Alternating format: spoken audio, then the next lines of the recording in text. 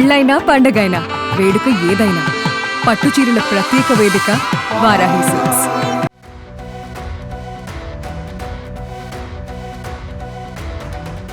తమిళ star hero సూర్య తొలిసారి తెలుగు టీంతో కలిసి చేసిన సినిమా విశ్వనాథ్ అండ్ సన్స్.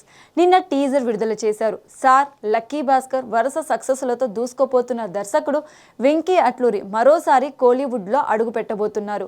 ప్రేమలు ఫేమ్ మమితా బైజు హీరోయిన్ కాగా జీవి ప్రకాష్ కుమార్ సంగీతం సమకూరుస్తున్నారు. 45 వయసున్న హీరో ఒక 20 ఏళ్ల అమ్మాయితో ప్రేమలో పడటం అనే పాయింట్ తీసుకొని ఈ కథను అల్లుకున్నట్లు టీజర్ చూస్తే అర్థమైపోయింది.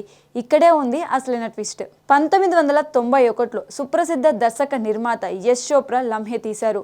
అనిల్ కపూర్, శ్రీదేవి జంటగా రూపొందించారు.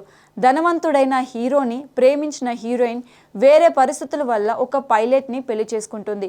కూతురు పుట్టాక అతను ఒక ప్రమాదంలో చనిపోతాడు. తల్లి కూడా కనుమూస్తుంది.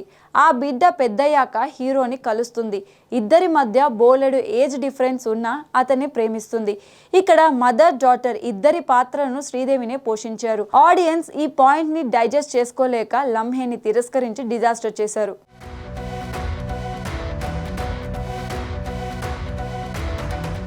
కానీ విశ్వనాథ్ అండ్ సన్స్ లో వేరే ట్విస్ట్ పెట్టారు.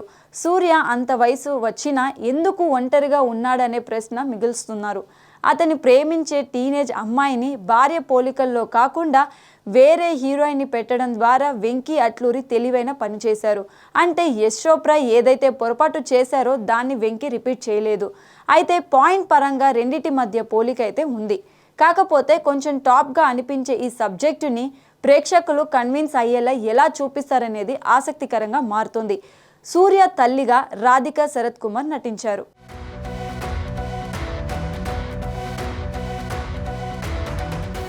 జూలైలో విశ్వనాథ్ అండ్ సన్స్ విడుదల కానుంది. సూర్య మరో మూవీ కడుపు చాలా కాలంగా వాయిదా పడుతూ వస్తుంది. దాని డేట్ అనౌన్స్మెంట్ కోసం అభిమానులు ఎదురు చూస్తున్నారు.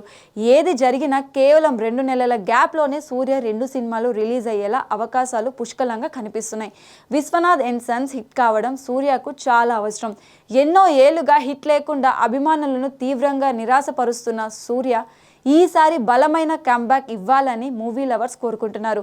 మరి ఈ 2 మూవీస్లో ఏది వాళ్ళ కోరిక తీరుస్తుందో వేచి చూడాలి.